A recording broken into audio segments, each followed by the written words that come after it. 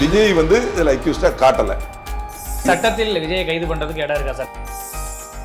கைது பண்ணிடுவாங்க. புஷ்பா 2 படம்னு நினைக்கிறேன் அந்த ரிலீஸ் அன்னைக்கு. அப்போ கூட்டம் ஜாஸ்தியாகி ஸ்டாம்பிட் ஆகி அவங்க இறந்து போகிறாங்க. அதில் அவர் கைது பண்ணாங்க. ஆமா.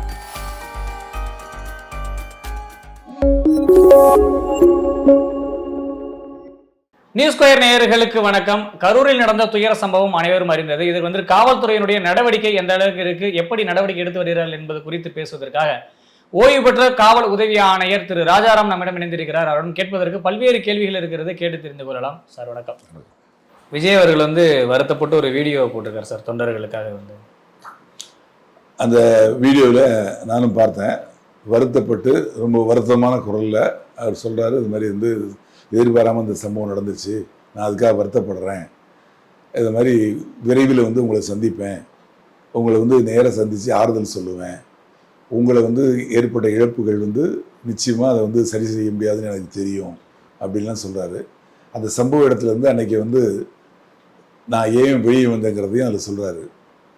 அந்த இடத்துல நான் அங்கே இருந்திருந்தேன்னா வேண்டத்தகாத சில பிரச்சனைகள் நடந்திருக்கிறதுக்கு வாய்ப்பு உண்டு, அதனால தான் நான் அந்த இடத்த விட்டு வெளியே வந்தேன், இல்லை நான் வந்திருக்க மாட்டேன் அப்படிங்கிற மாதிரி சொல்லியிருக்காரு. அவர் சொல்கிறது வந்து அவரோட கருத்தை சொல்கிறாரு, அதில் நியாயம் இருக்குது. இருந்தாலும் காவல்துறை வந்து அனுமதிக்கலை அப்படிங்கிற மாதிரி அவர் நினச்சாலும் அந்த இடத்துல உங்களை தேடி வந்திருக்காங்க, உங்களை பார்க்க வந்திருக்காங்க, உங்கள் பேச்சை கேட்க வந்திருக்காங்க, உங்கள் மேலே அன்போடு வந்திருக்காங்க, அவங்களுக்கு ஒரு பாதிப்புங்கிறப்போ முதலாளாக நீங்கள் தான் இருந்திருக்கணும் அப்படிங்கிறது என்னோட கருத்து. கரூர்ல நடந்த துயர சம்பவம் வந்து இன்னைக்கு ஒட்டுமொத்த தமிழ்நாட்டையும் வந்து இன்னைக்கு உருக்கி இருக்கு அப்படின்னு சொல்லலாம் சார். இதுல காவல்துறையினுடைய நடவடிக்கை அப்படின்றது வந்து மக்களுக்கு வந்து இன்னும் ஒரு விழிப்புணர்வு இல்லை அப்படின்னு கூட சொல்லலாம். ஏன்னா காவல்துறை வந்து எல்லாரையும் கைது பண்றாங்க, இதுக்கு வந்து சம்பந்தம் இல்லாதவங்களெல்லாம் கைது பண்றாங்க. அப்போ காவல்துறையினர் இது போன்ற சம்பவங்களுக்கு எந்த மாதிரியான நடவடிக்கைகள் எடுப்பாங்க அடிப்படையில் அப்படின்னு ஒரு சந்தேகம். இப்போ இந்த நடந்த சம்பவத்தை பற்றி முதல்ல நான் சொல்லிடுறேன், அதில் உங்களுக்கு விடுறதுக்கு விளக்கம் கொடுக்குறேன். அதாவது கரூர் மாவட்ட செயலாளர் மதியழகன் அப்படிங்கிறவர் வந்து அந்த கரூர் மாவட்ட எஸ்பி மாவட்ட கண்காணிப்பாளர் அவர்கிட்ட ஒரு மனு கொடுக்குறார். என்ன அது மனுவில் சொல்லியிருக்காருன்னா, 27ஆம் தேதி அவங்க கட்சி தாவேகா கட்சியோட தலைவர் விஜய் வந்து அந்த கரூரில் பிரச்சாரம் பண்ண போகிறாரு, அதுக்கு நீங்கள் அனுமதி கொடுக்கணும் அப்படின்னு சொல்லிட்டு 3 இடங்களை அதில் மென்ஷன் பண்ணுறாரு.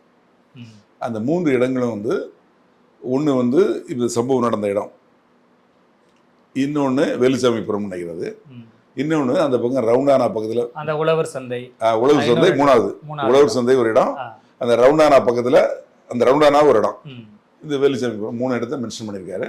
அதில் சொல்கிறாரு, இந்த இதுக்கு வந்து கிட்டத்தட்ட ஒரு 10,000 பேர் வருவாங்க பொதுமக்கள். அது வந்து அன்னைக்கு மதியானம் 3 மணிலேருந்து ராத்திரி 10 மணிக்குள்ளே அவர் வருவார், ஒரு 10 நிமிஷம் தான் பேசுவார் அப்படிங்கிற மாதிரி சொல்கிறாரு. அதன்படி காவல்துறை என்ன பண்ணுறாங்க, லோக்கல் உளவுத்துறை, அதாவது மாவட்ட உளவுத்துறை இருக்குது, மாநில உளவுத்துறை இருக்குது, அவங்க வந்து 3 இடத்தையும் வந்து இன்ஸ்பெக்ட் பண்ணுறாங்க. இன்ஸ்பெக்ட் பண்ணி பார்க்கல, அவங்களுக்கு இந்த இடம் வேலுசாமிபுரம் இடத்துல வந்து இதில் வந்து 200 அடி நீளம் 20 அடி அகலம் உள்ள ஒரு ரோடு, அந்த ரோட்டில் தான் அவங்க வந்து கொடுக்கலான்னு சொல்லி முடிவு பண்ணி அவருக்கு லைசன்ஸ் இஷ்யூ பண்ணுறாங்க வித் சம் கண்டிஷன்ஸ். என்ன அப்படின்னா, கரெக்ட் டயத்துக்கு நீங்கள் நடத்தணும், அது எல்லா நிகழ்ச்சிகளுக்கும் சொல்றதா, சரியான நேரத்துக்கு முடிச்சு. ஆமாம், அது மாதிரி வந்து காவல்துறை அந்தந்த சமயத்தில் கொடுக்கக்கூடிய அந்த இன்ஸ்ட்ரக்ஷன்ஸை நீங்கள் கேரி அவுட் பண்ணணும். அதே மாதிரி பொதுமக்களோட உயிருக்கும் உடைமைக்கும் பாதுகாப்பாக இருக்கணும் அப்படிங்கிற மாதிரி சில இன்ஸ்ட்ரக்ஷன்ஸ் அதில் கொடுத்து நிபந்தனைகள் கொடுத்து இஷ்யூ பண்ணிடுறாங்க. இந்த இடத்துல 25ஆம் தேதி 2 நாளைக்கு முன்னாடி எதிர்கட்சி தலைவர் எடப்பாடி பழனிசாமி அவர் இதே மாதிரி ஒரு பரப்புரை நடத்துறாரு. கிட்டத்தட்ட இதுக்கு வந்த அளவுக்கு அவருக்கும் கூட்டம் வந்திருக்கு. ஆனால் அந்த பரப்புரை வந்து எந்தவித பிரச்சனையும் இல்லாமல் ஈஸியாக முடிஞ்சிருக்கு. ஆனால் இதில் இந்த பிரச்சனை வந்திருக்கு. சனிக்கிழமை வந்து அங்கே வந்து அந்த வாராந்திர கூலி கொடுப்பாங்க, அந்த ஒரு வாரத்துக்கு வேலை செஞ்சதுக்கு அதுக்கு தான் கூலி கொடுப்பாங்க, அது ஈவினிங்லாம் வரும். அப்போ இப்போ ஈவினிங் ஆயிடுச்சு. ஈவினிங் ஆனவங்க அந்த வார கூலி வாங்கினவங்க எல்லாரும் அவங்க எல்லாம் வீட்டுக்கு போகவும் விஜய் வராருன்னு சொல்லி இன்னும் வராரு இப்போ தான் வரப்போறாருன்னு சொல்லிட்டு அவங்களும் வந்துடுறாங்க. ஆக 10,000ங்கிறது 20,000 ஆயிடுச்சு. இதுக்கு இடையில அந்த ரவுண்டானான்னு ஒரு இடம் சொன்னோம் இல்லையா, அந்த ரவுண்டானா வழியாக தான் இவர் வரணும். அதனால நம்ம அங்கேயே போய் பார்க்கலாம் அப்படின்னு சொல்லிட்டு அங்கே ஒரு கும்பல் கூடியிருக்கு. பக்கத்துல கடைகள் இல்லமே, எல்லா கடையிலையும் வந்து ஷீட் போட்டு அடைச்சிருவாங்க. முன்னாடி முன்பக்கமா கொஞ்சம் இடத்த ஹாஸ்பிட்டல் ஷீட் இல்லை, அந்த தகர ஷீட் மாதிரி, அதை மாதிரி வச்சு கொஞ்சம் இடத்த ஆக்குபை பண்ணி, ஏதாவது அவங்களுக்கு உள்ள வெயில் அடிக்காம பப்ளிக் வந்து அந்த பொருட்களை வாங்குறதுக்கு அந்த மாதிரி கொஞ்சம் இடத்த ஆக்குபை பண்ணியிருப்பாங்க.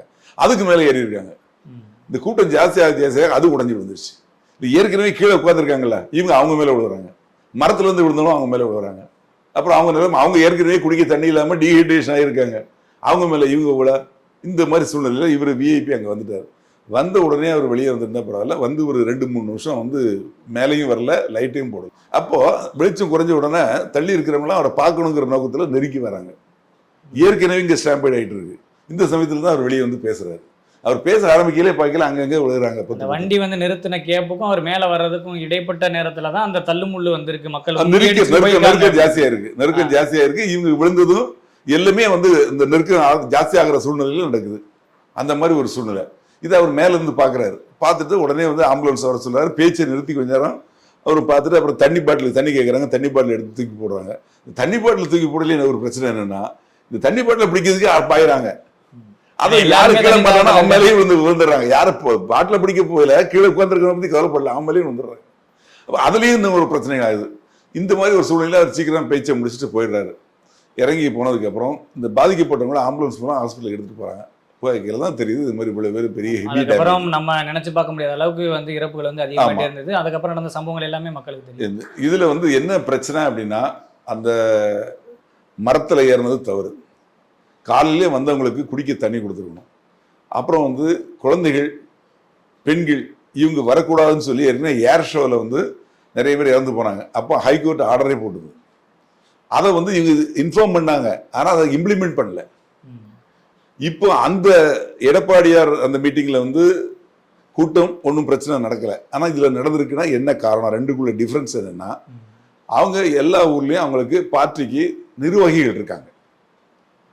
ஒரு ஒன்றியம் அப்படின்னா அதுல ஒரு 10 கிராமம் இருக்குன்னு வைங்க. அந்த 10 கிராமத்துக்கும் ஒரு செயலாளர் இருப்பாங்க. அந்த கிராமத்துல இருந்து ஒவ்வொரு கிராமத்துலயும் 10 பேரோ 20 பேரோ வராங்கன்னா அவர் கூட்டு வந்து ஒரு இடத்துல கரெக்டா அந்த இடத்துல உட்கார வச்சுருவாரு. அவங்களுக்கு தேவையான தண்ணி உணவு எல்லாம் அவர் சப்ளை பண்ணுவார். இதை விட்டு நீங்க வரக்கூடாதுன்னு அவர் சொன்னா அவங்க வரமாட்டாங்க. இவங்க அப்படிங்கிறத பார்க்கணுங்கிறதுல ஒரு ஆர்வத்துல வந்த இளைஞர்கள், அவங்களுக்கு வந்து அவரை பார்க்கணுங்கிறது தான் நோக்கம். இளைஞர்களுக்கும் அவரை பார்க்கணும் தான் நோக்கம், குழந்தைகளுக்கும் அவரை பார்க்கணும் தான் நோக்கம். ஏன்னா சினிமாவில் அவரை லைக் பண்றாங்க. ஆனா இது கட்டுப்படுத்தணும் அப்படிங்கிற அங்க நிர்வாகிகளுக்கு முடியல. இப்போ இறந்ததுக்கு அப்புறம் 2000 போலீஸ் அனுப்புறதுக்கு முன்னாடியே அனுப்பியிருந்தா இன்னும் நல்லா. ஆமா, அது தடுத்துருக்கலாம். அங்க இருக்கிறவங்க வந்து தடுத்துறதுக்கு வாய்ப்பு இருக்கு. பாருங்க, மரத்துல ஏறுறாங்க, அவங்களை கண்ட்ரோல் பண்ணுங்க. இது மாதிரி இப்ப காவல்துறை போய் அவங்கள வந்து அடிச்சு கீழே இறக்குனாங்கன்னா அந்த இடத்துல வேற மாதிரி சிச்சுவேஷன் மாறிடும். முதல்ல ஏறதுக்கு முன்னாடி தடுக்கலாம். அதை ஏறிட்டாங்கன்னா அதுக்கப்புறம் அவங்களை இறக்கணும் அப்படின்னு வரையில கத்துவாங்க. அதுல வந்து இவங்க காவல்துறை வந்து தடியடி பண்றாங்க, ஒரு லேசா இதாக பண்ணாங்கன்னா மொத்த கிரௌடு எகென்ஸ்ட் ஆயிடும். அவங்க மொத்த பார்ட்டியும் இவங்களுக்கு எகென்ஸ்ட் ஆயிடும். இல்லை, எல்லாருமே அதான் சார் சொல்றாங்க. எப்படின்னா, காவல்துறைக்கும் உளவுத்துறைக்கும் தெரியும் கடந்த கூட்டங்களில் எப்படி எல்லாம் கூட்டம் திருச்சி பெருமளவு எப்படி வந்ததுன்னு தெரியும். அதை இவங்க முன்கூட்டியே பண்ணியிருந்திருக்கலாம். ரெண்டாவது வந்து ஒரு இடத்த ஆய்வு பண்ணும்போது காவல்துறைக்கு தெரியாதா இந்த இடம் அதுக்கு போதுமானதா அப்படின்னு. அதாவது அந்த ஊர்ல அவங்க சொல்லப்பட்ட அந்த 3 இடங்களுமே சின்ன இடங்கள் தான். உழவு சந்தைன்னு சொல்றதும் சரி, இந்த இடமும் சரி, அந்த ரவுண்டானாவும் 3மே சின்னது தான். இதுல இதாவது கொஞ்சம் லென்த் 200 அடி லென்த் இருக்குது. இங்க ஏற்கனவே அங்க மீட்டிங் நடந்திருக்கு. அப்ரூவ்டு மீட்டிங் பிளேஸ் வைக்கக்கூடிய இடம் தான் அது. இப்போ விஜயகாந்த் நீங்க பாத்துருக்கீங்க, மேடையில பேசிக்கிட்டே இருப்பாரு. யாராவது அங்க ஒருத்தர் கத்துனா கத்துவா, ஏய் கத்தாத உதப்ப ஒண்ணா அப்படிம்பாரு. பாத்துருக்கீங்களா? அதே மாதிரி இவங்க சிவாஜி கணேசன் அவங்க வந்து மறைஞ்சிட்டாங்க. அவரோட பூத உடலை எடுத்துட்டு போறாங்க. அப்ப நான் இன்ஸ்பெக்டர் இருக்கேன். அந்த சமயத்துல முன்பக்கம் நான் போறேன். அவர் பாடி வருது இல்லையா, அதுக்கு முன்னாடி நான் போயிட்டு இருக்கேன். எனக்கு ஒரு ஸ்ட்ரென்த் கொடுத்துருக்காங்க, அந்த ஸ்ட்ரென்த் எடுத்துட்டு போயிட்டு இருக்கோம். பின்னாடி வந்து அவங்க பாடி வருது. அதுக்கு இடத்துல வந்து நடிகர்கள்லாம் வண்டியில ஏறி வராங்க. இதுல சைட்ல வேடிக்கை பார்த்துட்டு இருந்தாங்க, உள்ள குறுக்க வந்துடுறாங்க. காவல்துறை இருக்கு. காவல்துறை வந்து அவங்கள வந்து ஏதாவது ஒண்ணு பண்ணோம்னா அது ஒரு பிரச்சனையாயிடும். விஜயகாந்த் வண்டியில இருந்து கீழே இறங்கினாரு. ஒரு துண்டு போடுவது, துண்டு மடக்கி பலார் அடிச்சு தள்ளி விட்டார். எதுக்காக சொல்லணும்னா, தடுக்க வேண்டிய இடத்துல தடுக்கணும். இதே மாதிரி எம்ஜிஆர் வந்து அவங்க மீட்டிங் எல்லாம் பண்ணாங்க. பாதுகாப்பு கொடுத்த அந்த அனுபவத்தை வச்சு பேசுறேன். அவர் பேச வந்தாருன்னா ஒவ்வொன்று கத்துவாங்க. மேடையில் ஏறின உடனே கத்துவாங்க. ஒரே சத்தமா இருக்கும். பேசவே மாட்டாரு. எல்லாரும் கும்பிட்டுட்டு பேசாம அமைதியா இருந்துருவாரு. அப்புறம் கத்திக்கிட்டே இருப்பாங்க. அப்போ ஒரு மைக்கு கொடுப்பேன், நான் பேச வந்திருக்கேன், நீங்க அமைதியா இருந்தா நான் பேசுவேன், நான் பேசவா போகவா அப்படிம்பாரு. உடனே அடுத்த சமயம் சைலண்ட் ஆயிடும். நீங்கள் பேசுங்கன்னு சொல்லுவாங்க, கப்சிப்னு ஆகிடும். உடனே அவர் கையை கட்டானா அப்படின்னு அப்புறம் அவர் பேசுவார். பேசி முடிச்சாலும் அவர் போகிற வரைக்கும் எந்த இதுவும் இருக்காது. அதே மாதிரி கலைஞர் அவர் பேசுகையில் கூட அமைதியாக தான் இருப்பாங்க. யாராவது ஒன்று 2 பேர் பேசுனாங்கன்னா, இங்கே பேசுறதுக்கு நான் வந்திருக்கேன்னா நீங்கள் வந்திருக்கீங்களா அப்படின்னு கேட்பார். அதாவது அவங்க கேட்கறதுலேயே அவங்க அமைதியாகிறவங்க. எதுக்கு சொல்லணும்னா தொண்டர்கள் தான். கண்டிப்பா சார். தலைவர் சொல்லையில கேட்டு தான் ஆகணும். அதை கேட்கக்கூடிய சூழ்நிலையை நீங்க உருவாக்கணும். இப்போ இந்த விஷயத்துல வந்து இந்த வழக்கு வந்து எந்த அளவுக்கு சார் வீரியமா இருக்கும்? இது வந்து வழக்கு அடுத்த கட்ட விசாரணைக்கு எப்படி சார் எடுத்துட்டு போவாங்க போலீஸ்? வழக்குங்கிறது வந்து ஒரு பெரிய லெவல்லன்னு சொல்ல முடியாது. ஆனால் இறந்து போனது 41 பேர், 41 உயிர்கள் போயிருக்கு. நீங்க என்ன இழப்பீடு கொடுத்தாலும் சரி, நீங்க என்ன இது பண்ணாலும் சரி, அதுக்கு வந்து நிச்சயமா அதுக்கு அதாவது அதுக்கு என்ன இதுன்னே பதில் சொல்ல முடியாது. ஏன்னா இறந்து போன உயிர் திருப்பி வரப்போறது இல்லை. அந்த குழந்தைகள் எல்லாம் இறந்து போனதெல்லாம் பார்க்கல ரொம்ப கஷ்டமா இருக்கு. சட்டப்படி என்ன வழக்கு செய்யணுமோ வழக்கு போடணுமோ போட்டிருக்காங்க. அதன்படி கைது பண்ணுவாங்க. இதுல இருந்து இன்னும் நிறைய இன்வெஸ்டிகேஷன்ல நிறைய இருக்கு. எந்த இடத்துல பிரச்சனை ஆரம்பிச்சது, இப்போ எல்லாமே வீடியோகிராஃப் பண்ணியிருக்காங்க. மேலே வந்து மூவ் ஆகிட்டே இருந்திருக்கு, கேமராலாம் பண்ணியிருக்காங்க. அந்த ட்ரோன் கேமராவில் என்னென்ன இதாயிருக்கு, பதிவாயிருக்கு. ஃபிக்ஸட் கேமரா வேற இருக்கு. நிறைய பேர் எடுத்து வீடியோ எடுத்திருக்காங்க. எந்தெந்த இடத்துல பிரச்சனைகள் வந்தது, எந்த பிரச்சனை முதல்ல வந்தது, முதல்ல என்னென்ன வீடியோ இருக்குங்கிறத கலெக்ட் பண்ணுவாங்க. அதில் என்னென்ன பிரச்சனைகள் வந்ததுங்கிறத கலெக்ட் பண்ணுவாங்க. அதுக்கு என்ன காரணம், என்ன பிரச்சனை, இந்த இடத்துல என்ன பிரச்சனை, தண்ணி பாட்டு போட்டுல பிரச்சனையா, மரம் விழுந்து விழுந்தது பிரச்சனையா, இது ஃபர்ஸ்ட்லையா, இந்த தகரத்தில் ஏறி கீழே விழுந்தது 2வது பிரச்சனையா, இந்த க்ரௌடு எப்போ நெருக்கி வந்தது, இந்த மாதிரி ஒவ்வொரு விஷயங்களும் அனலைஸ் பண்ணுவாங்க. இது மட்டும் இல்லை, கூகுள் மேப்பிங் மூலமாக இந்த சம்பவ இடத்துல அந்த டயத்தில் என்ன நடந்ததுங்கிறத பார்க்கலாம். போலீஸ் பார்ப்பாங்களா சார்? ஆமாம், நிச்சயமா. அதில் தான் உங்களுக்கு கரெக்டாக தெரியும் எப்போ வந்து அந்த நெருக்கம் ஜாஸ்தி ஆகுது, எப்போ வந்து அந்த கூட்டம் வந்து ஒரு சிக்கலான சூழ்நிலையை நோக்கி போகுது. அந்த நெருக்கம் ஜாஸ்தியாகி நெருக்கடி ஜாஸ்தி ஆகிறதுக்கு அப்புறம் தான் இது நடந்தது. அது எப்படி நடந்தது? இல்லை இது மாதிரி கூகுளில் இருந்து எடுத்து பார்க்குற அளவுக்கு பார்த்துருக்காங்களா சார்? இருக்கு, பார்க்கலாமே. அதெல்லாம் இப்போ கொண்டு வருவாங்க. இப்போ எல்லாமே இன்வெஸ்டிகேஷனில் முதல்ல சொல்ல மாட்டாங்க அதெல்லாம் வெளியே. இதெல்லாம் பார்த்து இதில் சம்மந்தப்பட்டவங்க அந்த அந்த மரத்தில் ஏறினான் இல்லையா, 10 பேர் ஏறினால தானே கிளை உடைஞ்சது. அந்த 10 பேரும் தப்பு பண்ணியிருக்கான் தானே. அப்போ அவனை கைது பண்ணலாம்ல, அவன் பேரில் வழக்கு போடலாம்ல. இந்த மேலே தகரத்துக்கு மேலே ஏறினான்ல, அது கீழே விழுந்து கீழே எத்தனை பேருக்கு அடிபட்டது. இப்போ இதெல்லாம் வந்து அக்கௌண்டபிலிட்டி. அந்த சம்பவம் எப்படி நடந்தது, யார் யார் இதுக்கு காரணம் அப்படிங்கிறத விசாரணைக்கும் போது தெரியும். இதுல வந்து அந்த புகார் கொடுத்தாரு, யார் மனு கொடுத்து யார் வந்து அந்த இடத்துக்கு அனுமதி வாங்கினாரோ அந்த மாவட்ட செயலாளர் கைது செய்யப்பட்டிருக்காரு. இல்ல இப்ப அனுமதி வாங்கி இந்த மாதிரி ஒரு அசம்பாவிதம் நடந்ததுக்கு இந்த மாதிரி நடவடிக்கை எடுத்துக்கிறாங்க. சப்போஸ் அனுமதியை வாங்காம ஒரு நிகழ்ச்சி நடத்த விட மாட்டாங்க. இதே நடவடிக்கை செக்ஷன் தான் போடுவாங்க. அனுமதி வாங்காம நடத்தவே விட மாட்டாங்க, கைது பண்ணிடுவாங்க. அந்த மாதிரி அனுமதி வாங்காம ஒரு இடத்துல வந்து ஆர்ப்பாட்டமோ ஒரு இது மாதிரி தேர்தல் பரப்புரையோ நடத்துனாங்கன்னா அவங்கள அப்பவே முன்னெச்சரிக்கையா கைது பண்ணிடுவாங்க. அது மாதிரி அது வேற பிரச்சனை. இப்போ இது வந்து ஒரு பிரம்மாண்டமான கூட்டம், ஒரு பெரிய கூட்டம். அந்த ஊரை பொறுத்தவரை சின்ன ஊர், அதுல வந்து இவ்வளவு கூட்டங்கிறது பெருசு தான். ஆனா அந்த ஊருக்காரங்க மட்டுமே இல்லை, மற்ற மாவட்டத்தில் இருந்து கூட வந்திருக்காங்க. அவர் பார்க்கணும் அப்படிங்கிற சூழ்நிலையில வந்திருக்காங்க. அப்படி வந்தப்போ அவங்க வந்து அவங்களும் பாதிக்கப்பட்டிருக்காங்க. ஆக அவங்களும் வந்து வருவாங்க அப்படிங்கறத எதிர்பார்க்கல. இவர் அங்க பேசிட்டு அங்கேயே விட்டுட்டு வருவார்னா அவங்களும் சேர்ந்து இவர் கூட வந்திருக்காங்க. விஜய் வந்து இதுல அக்யூஸ்டா காட்டல, எஃப்ஐஆர்ல காட்டல. இது போன்ற சம்பவங்கள் வந்து தமிழ்நாட்டுல ஏற்கனவே நடந்திருக்கா சார்? உங்களுடைய அனுபவத்தை நீங்க பார்த்தா அதை எப்படி அணுகியிருக்காங்க நம்ம தமிழக காவல்துறை? எனக்கு தெரிஞ்சு இது மாதிரி தேர்தல் பரப்புரை இது மாதிரி இதில் வந்து கிட்டத்தட்ட நானும் ஒரு 50 ஆண்டு கால அனுபவம். அதில் காவல்துறையில் 35 ஆண்டுகள்ட்ட இருந்து வேலை பார்த்தேன். அது மாதிரி நடக்கலை. ஆந்திராவில் வந்து சந்திரபாபு நாயுடு கடந்த எலெக்ஷன் அவர் பிரச்சாரம் பண்ணுறப்போ இது மாதிரி ஒரு நெருக்கடியாகி ஒரு 6 பேர் இறந்து போனாங்க. அப்புறம் இப்போ சமீபத்தில் அல்லு அர்ஜுனாங்கிற ஒரு நடிகர், அவர் வந்து அவரோட படம் ரிலீஸ் அன்னைக்கு, அதுக்கு தாய் மகன் குழந்தைங்க 2 குழந்தையும் தாயும் வர்றாங்க. திடீர்னு அவர் எதிர்பாராத விதமாக அந்த நடிகர் வந்ததுனால புஷ்பா 2 படம்னு நினைக்கிறேன் அந்த ரிலீஸ் அன்னைக்கு. அப்போது கூட்டம் ஜாஸ்தியாகி ஸ்டாம்பிட் ஆகி அவங்க இறந்து போயிடுறாங்க. அதில் அவர் கைது பண்ணாங்க. ஆமாம், கைது பண்ணி நீதிமன்ற காவலுக்கு உட்படுத்தினாங்க.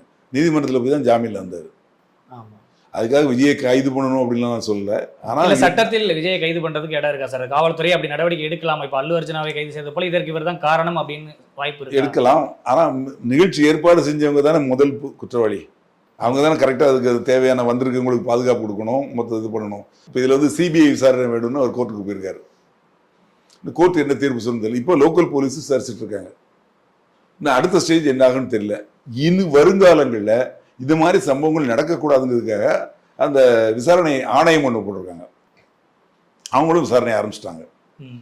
அவங்களோட விசாரணை அறிக்கை கொடுப்பாங்க. பட் அது பரிந்துரைகள் தான். அது அரசு ஏத்துக்கலாம், ஏத்துக்காம போகலாம், அது வேற விஷயம். அந்த தனிநபர் விசாரணை அது ஆமா, அது வந்து பரிந்துரை தான் பண்ணுவாங்க. ஆனால் வழக்கு பதிவு பண்ணுவதில் கைது பண்ணியிருக்காங்க, ரிமாண்ட் பண்ணுவாங்க.